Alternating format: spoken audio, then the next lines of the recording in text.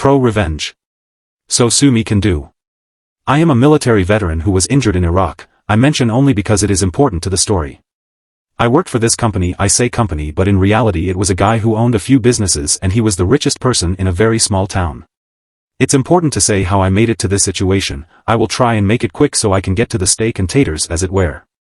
I joined the military before I even completed high school, late birthdays and all of that. I choose a military career path that I figured I would enjoy, and since I love working on things I became a mechanic. It offered a great sign-on bonus, so that was a bonus. I went through basic, only ever spending money on necessities, so saved up quite a lot. Saved even more through advanced training for my MOS, military job. By the time I was done with both I had half of my sign-on bonus and just short of an entire year's pay in my bank account.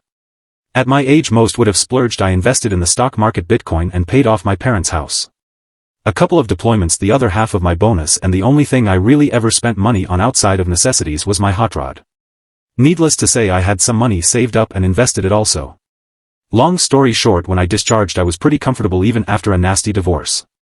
Don't get me wrong, I don't have stupid money, but because of the divorces a lot of stocks were cashed out, split, and if anyone follows Bitcoin over the past 2 decades you know how that turned out. After my divorce I worked to recover what I lost and then just to keep busy. Like I said, I love working as a mechanic and would bounce around wherever I felt like, since a good mechanic can make money anywhere. After a decade of this I decided to set roots in a small town since it would be nice and quiet.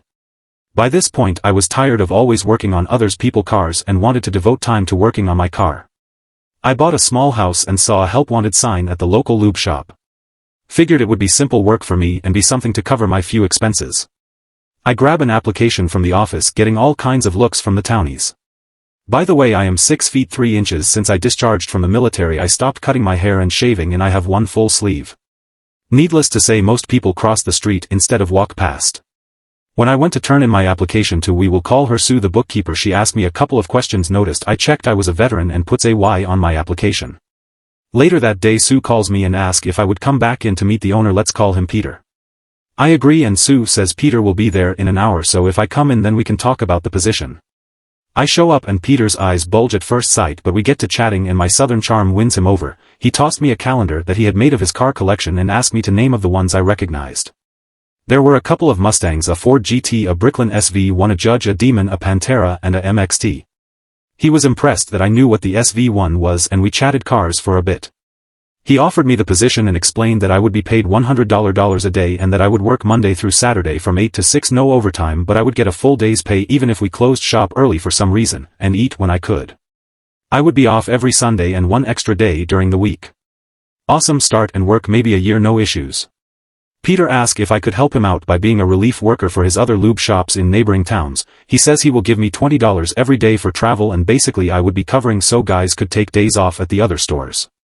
I agreed and did this for about a year, then disaster strikes. Peter meets Karen and falls madly in love. In the span of a month they are married and he starts supporting her and her gambling problem. This is when all of the problems start. One week I notice my paycheck was only $250 and ask about it. Sue tells me apparently there have been some changes and I should really speak to Peter about it. Sure, no problem. I call up Peter and ask if we can talk about some things. He shows up with Karen in tow, and when I asked why my pay was short he tells me it was because of the bad weather and us closing early affected the business. I would have let it go at that because Peter was a nice guy, but Karen decided to speak. It isn't very fair to us to have to pay you for a full day if you don't work the full 10 hours.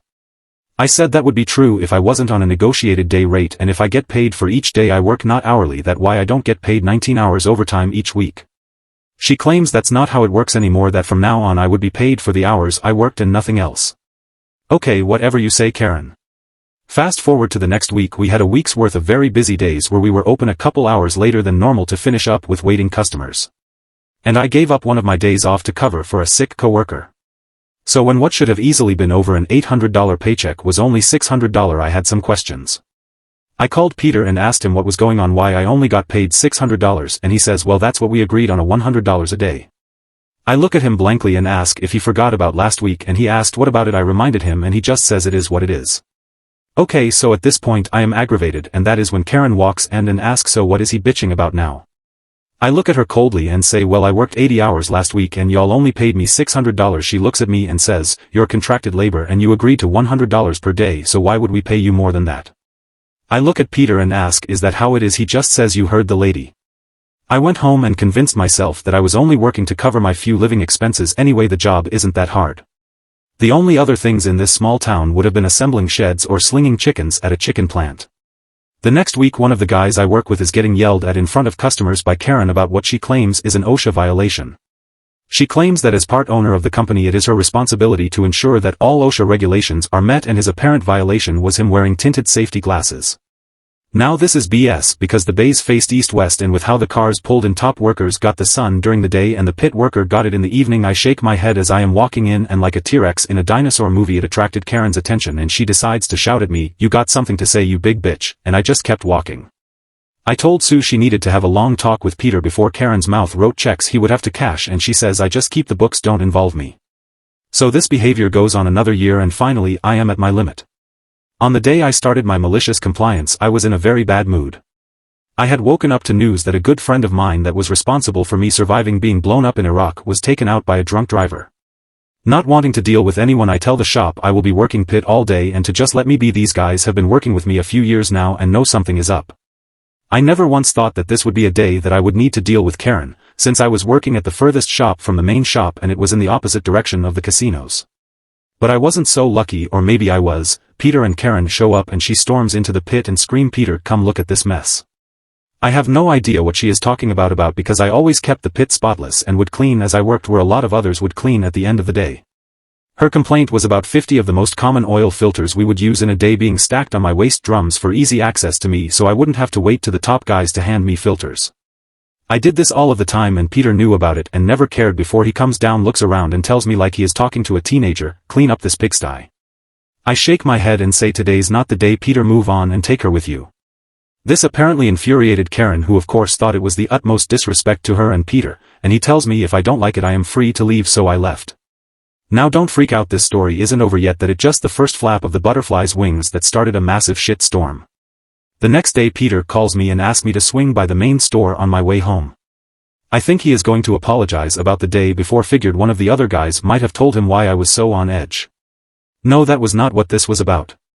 Peter was calling me in to inform me that for the next 6 months I would be on a probation period for my actions, and for these 6 months I would only be paid $50 a day and I wouldn't receive the normal $20 a day I received for driving to the other shops.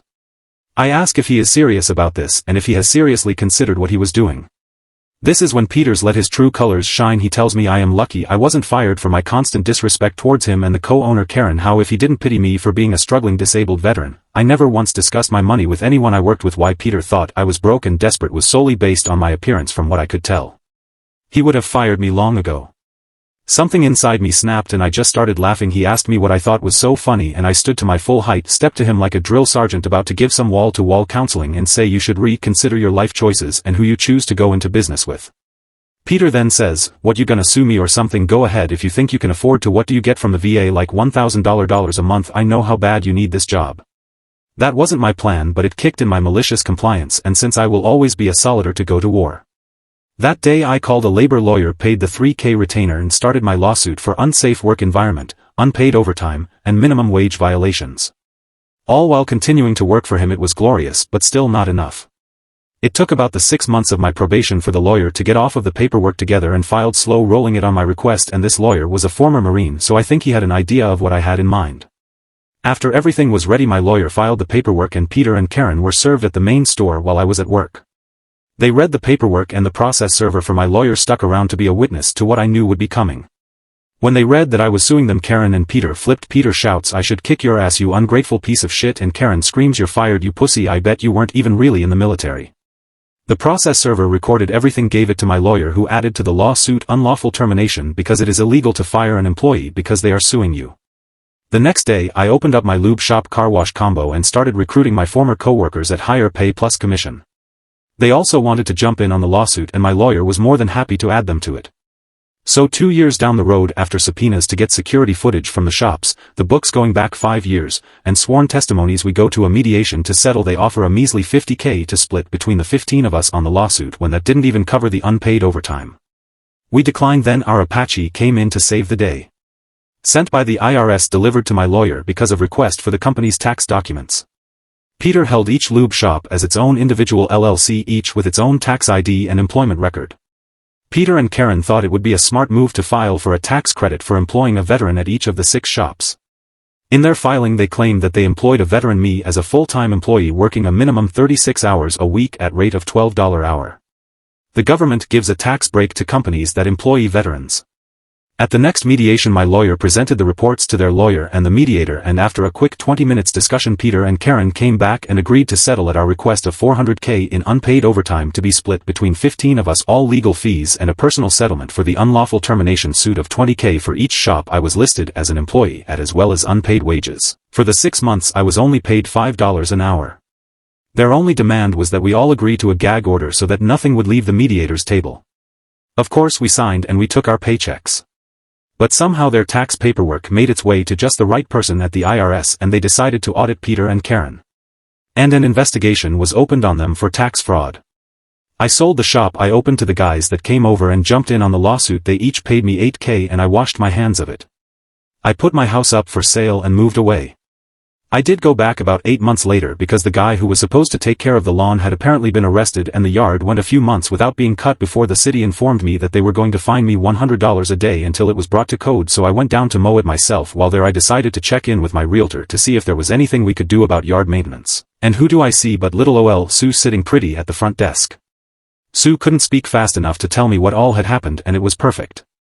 What I thought was an Apache turned out to be an atom bomb. Peter filed bankruptcy to try and not go broke after making a plea deal for probation for tax fraud and paying a ton in unpaid taxes. Karen took off with some dude she met at a casino.